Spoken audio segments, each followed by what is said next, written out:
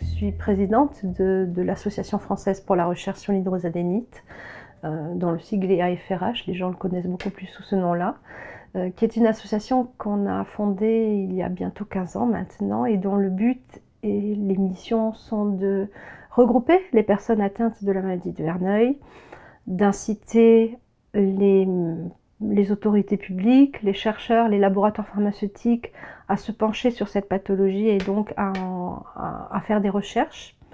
En même temps, on essaye d'aider les malades et leurs familles à mieux comprendre ce que c'est que de vivre avec cette maladie.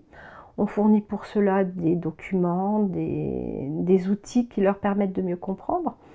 Et puis à côté de tout ça, pour justement soutenir la recherche, on met en place différentes missions, événements qui nous permettent de collecter des fonds pour mener à bien toutes nos missions. Voilà.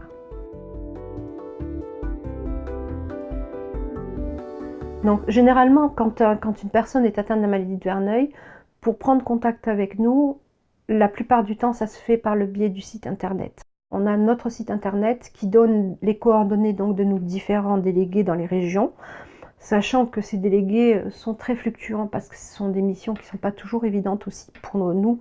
Associations, ce sont toujours des bénévoles malades eux-mêmes. On a des personnes qui s'engagent pour les autres, donc à les écouter, à les aider dans leur, par exemple, leur démarche auprès des MDPH, de la sécurité, lorsqu'elles sont opérées. Voilà, ce sont des missions un petit peu de cet ordre-là. Et donc les gens, généralement, nous contactent par le biais du site internet. On a d'autres supports qui sont donc des groupes, des réseaux sociaux comme Facebook ou Twitter, qui rassemblent beaucoup de malades et donc qui permettent justement d'avoir cette première approche et ensuite généralement qu'on peut personnaliser par le biais soit d'un courrier, soit d'un coup de fil. Donc il y a une autre mission qui nous tient particulièrement à cœur au sein de la FRH, c'est l'interpellation des hommes politiques.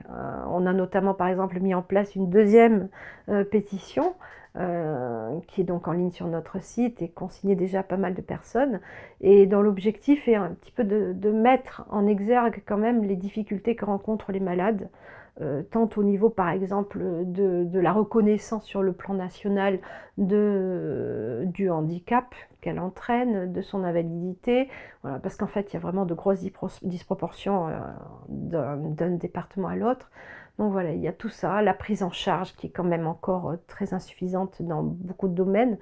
Et voilà, un des pans de notre vie à l'association, c'est attirer aussi les politiques sur les difficultés que rencontrent les malades.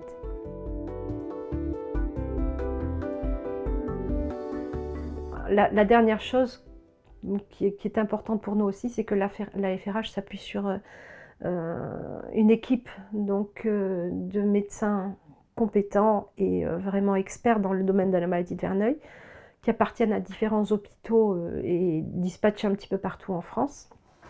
Ces médecins sont les garants un peu de l'information que l'on donne, parce que je pense qu'il est très important que les malades sachent identifier et où aller prendre leurs informations.